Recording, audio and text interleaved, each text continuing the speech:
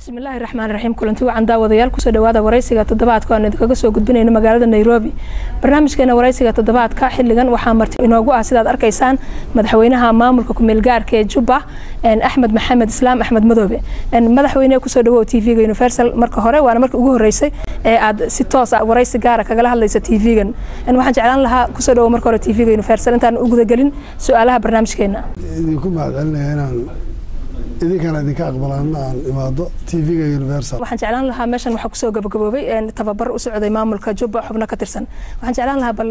ujeedada tababarkan iyo dadkii ka qayb galay inaad xogaa warbixin ah seminaarkan wuxuu ahaa mid baa ka horeeyay number 15 qof ay ka qayb galeen waxaa lagu baranayay maamul wanaaga dib u heshiisiinta iyo sidii loo kobcin lahaa systemka maamulka iyo dadkani hogaaminta iyo waxaas oo dhan waxa kale oo kamid ah xalinta khilaafaadka iyo mashaakilka jira sidii wax looga qaban lahaa labadaas seminar isdaba yaalay waxaa bixinayay oo soo facilitate galinayay urgoboleedka igad iyadoo is leeyahay dowladda Talyaaniga ayaa bixisay dhaqaalaha iyo kharashka ku baxay taa marka waxaan leeyahay dadka ka soo qayb galay waxay ahayn dad xubno kala duwan maamulka ka ama ha noqdeen maamulka gobolada saddex gobol dad ka tirsan ama ha noqdeen wasaaradaha maamul goboleedku leeyahay xubno ka tirsan agaasimayaal iyo waxyo kale ama ha noqdeen dad waxgarado hadda u sharaxan qaabka dib u heshiisiinta iyo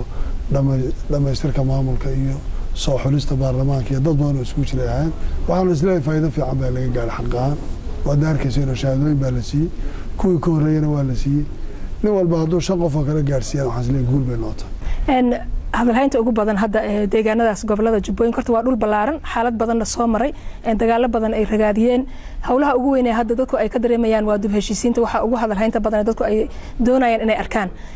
barre aadan shiree barre hiilaale dhawaan heshiis baad wada gasheen waxaan jeclaan lahaa xoogaa faahfaahin bal iyo dadaalkii loo soo maray maadaama isaga laftirkiisa uu juhdi badan geliyay dhulkaas waad mahadsan tahay waxaan isleeyahay arrinta dib heshiisiintu ma aha mid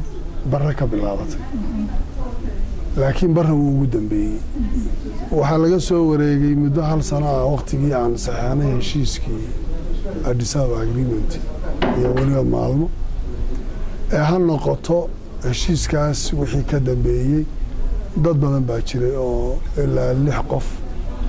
oo sheegtay xilliga ayaga nin waliba uu ahaa madaxweynenimo inuu sheegtay inuu ka yahay Jubbaland ugu horeeyay Cabdi Baale iyo حسن باستو أظن من كاس كل عمر برالي وحكوا ري مركا تيم كي كل جود أو عن كوكاني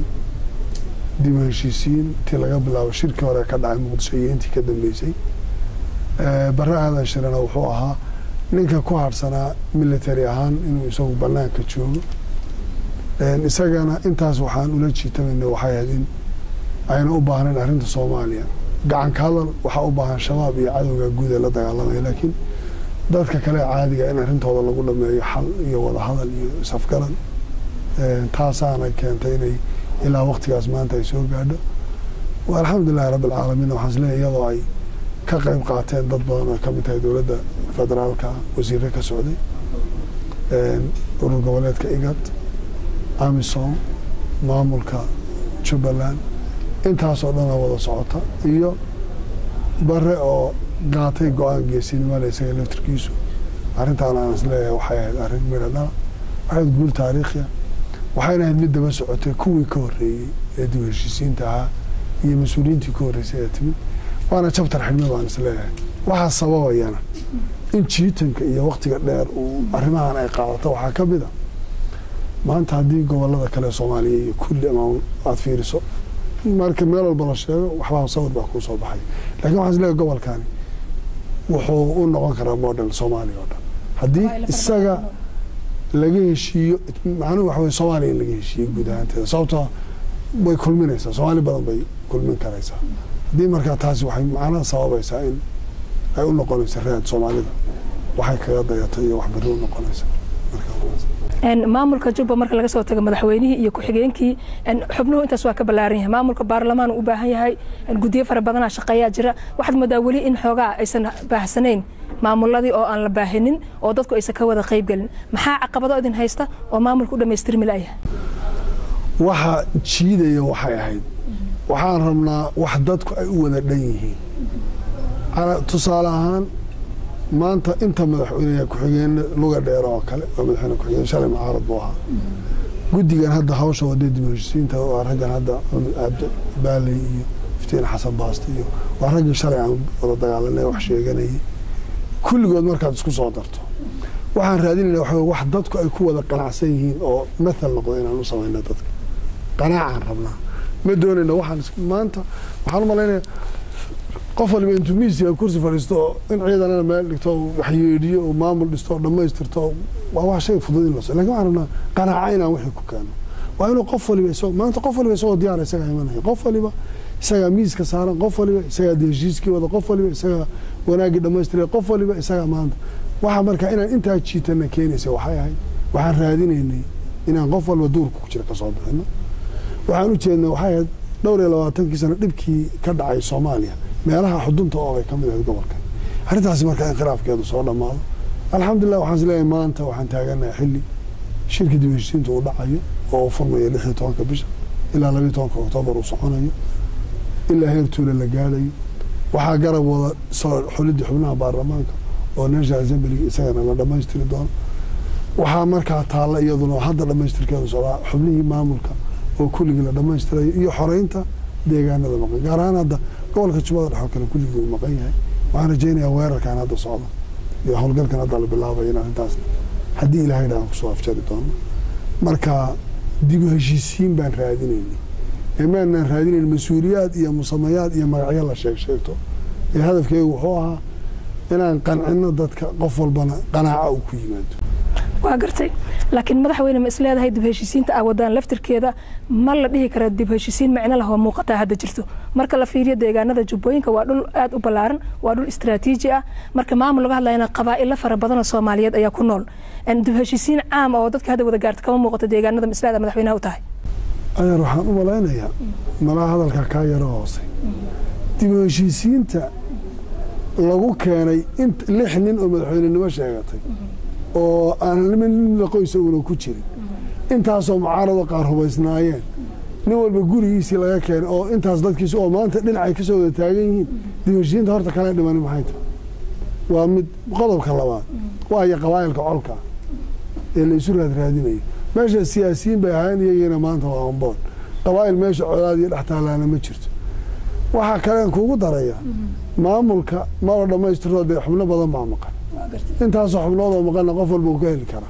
asal ahaan ma wada deeq dadku cadaalad iyo system iyo inay waxay ku noolaadaan helaan baa deeqda inuu qof walba mansab qabtay ma aha maamulka laftirkiisa iyo wanaagga iyo waxaas ma aha qof walba inuu kursi meesha u soo yaalo maamulka Soomaaliya ka jira ee maanta lamida ka aan golaha wasiirada ee dhisnay ciidamada soo dagaalamay waxbaa la sameeyay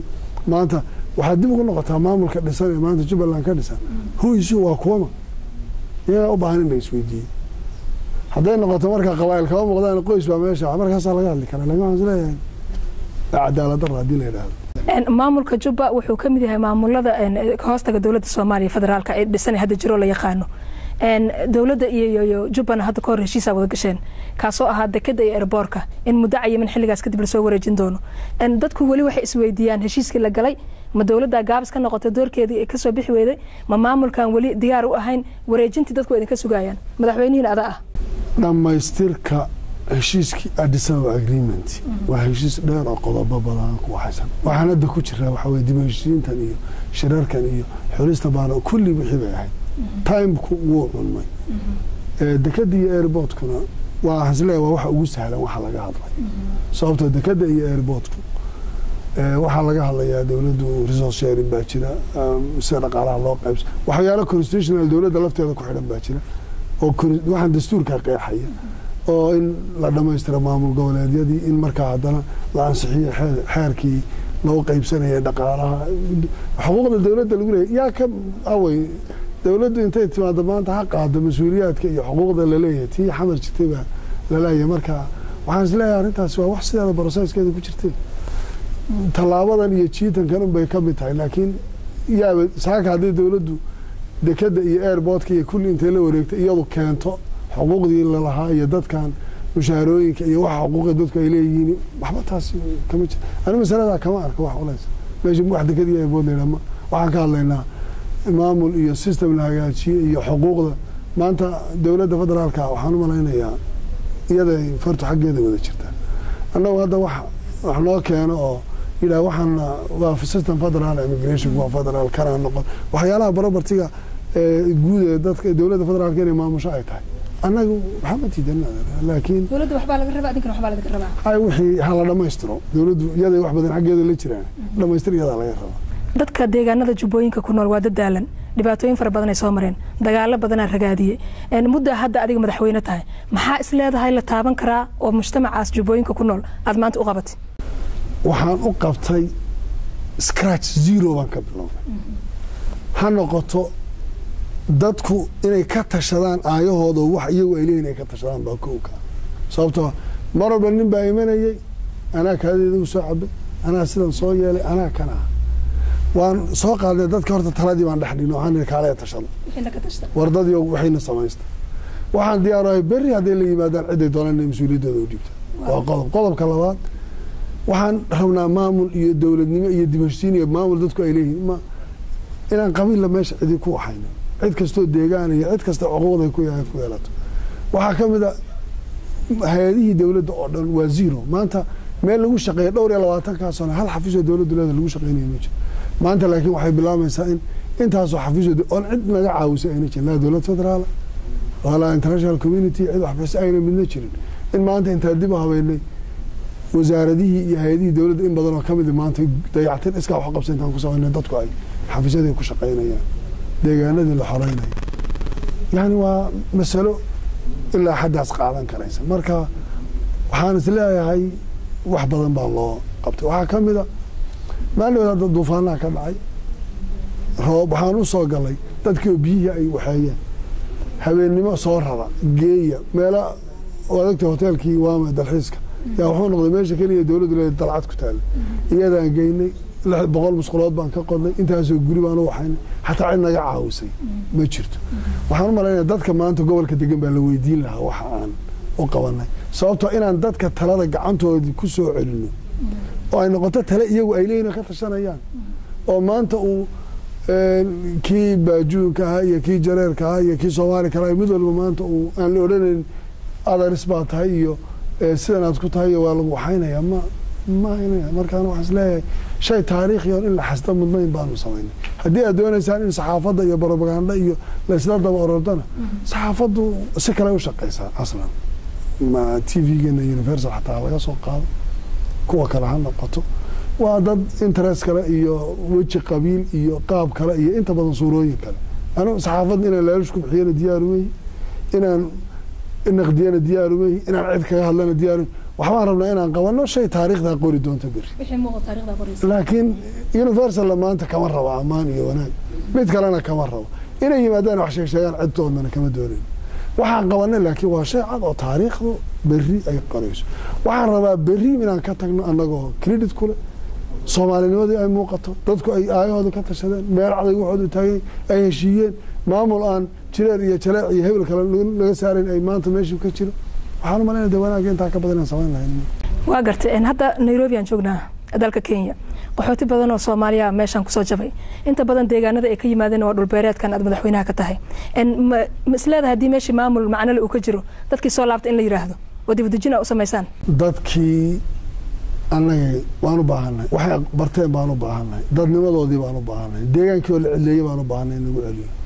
dowladda Kenya waan ka wada hadalnay iyagana waan la hadalnay waftiyay noo soo direen waxaan diyaar u nahay oo aan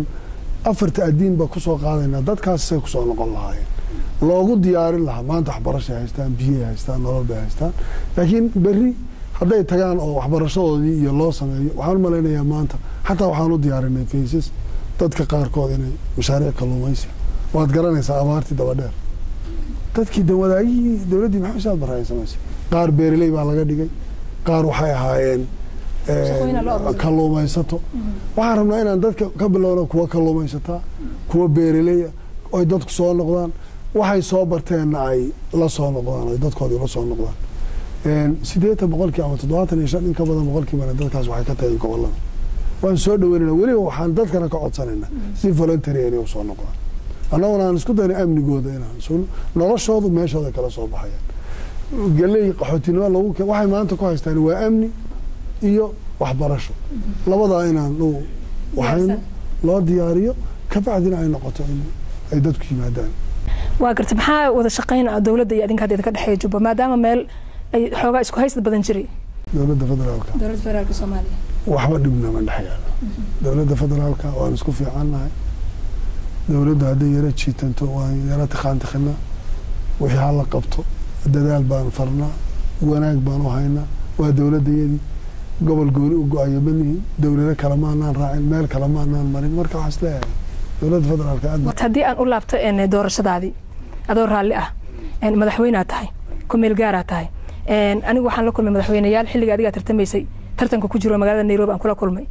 waxay tilmaamaan xilligaas doorashada inay u dhacday nidaam aan dhiig ku daadan laakiin xoog maroorsi ay ahayd wax aan loo sinayn iyagoo dadkii magaalada jooga musharaxiintii kula tartamaysay ay ka maqleen idaacadihii madaxweyne la doorto Axmed Madoobe ah hadday xoog tahay marka hore ma hadday xoog tahay marka hore looma yeedhin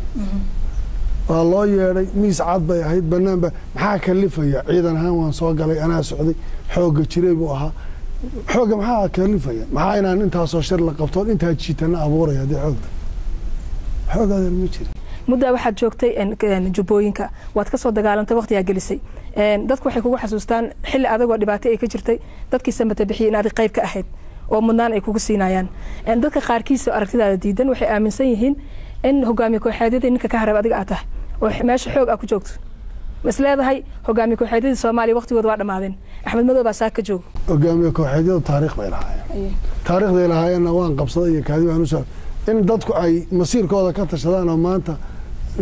cid walba la keeno cid walba talada ay wax ku yeelato qaabka ay noqoto ma hogaamiye kooxeednimo mise dadkii in la xoreeyo taladooda la siiyo wax loo qabtay inta ayaan guud ahaan ku soo gabagabaynaynaa barnaamijkeena waraysiga toddobaadka oo marti inoogu ahaa madaxweynaha maamulka ku meel gaarka ee Jubba Axmed Maxamed Islaam Axmed Madoobe oo aanu kula kulannay magaalada Nairobi intaanu dib hawada ugu kulmi doono sida ay nabadgeliyo